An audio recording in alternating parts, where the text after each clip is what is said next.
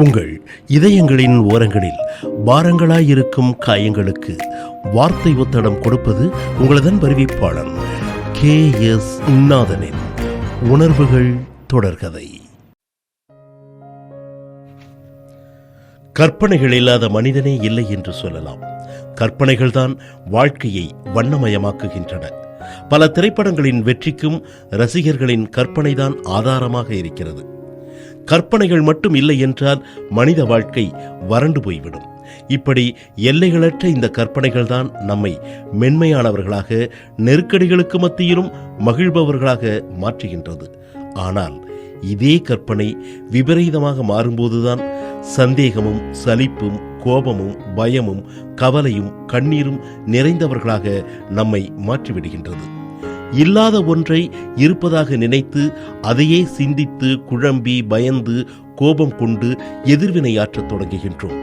நமக்கு நெருக்கமானவர்கள் நம்மை விட்டு விலகி விடுவார்களோ என்ற கற்பனையில் பயம் கொண்டு கோபம் கொண்டு இயலாமையில் அழுது புலம்பி மனதுக்குள்ளே கழிவிறக்கம் கொண்டு சண்டை போடுகின்றோம், ஊடல் கொள்ளுகின்றோம்.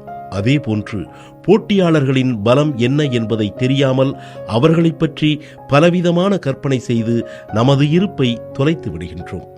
புதிய சூழல் நமக்கு பயங்கரமானதாக இருக்கும் என்று அதீத கற்பனை செய்து புதியவற்றை தேடிப் போகாமலேயே அவற்றை இழந்து விடுகின்றோம்.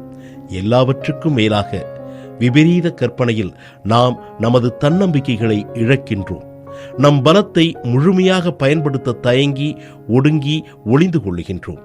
ஆண்டுகள் சில கடந்து திரும்பி பார்க்கின்ற பொழுது அட இதற்காகவா பயந்து கொண்டிருந்தோம் என்று எண்ண தோன்றும். ஆனால் அதற்குள் காலம் பல தூரம் சென்றிருக்கும். எனவே கற்பனைகள் தேவைதான்.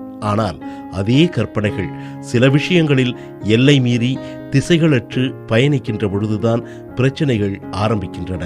எனவே கற்பனைகளுக்கு சில நேரங்களில் கடிவாளம் போட்டு வைத்தால் அது சரியான பாதையில் செல்ல வழிவகுக்கும்.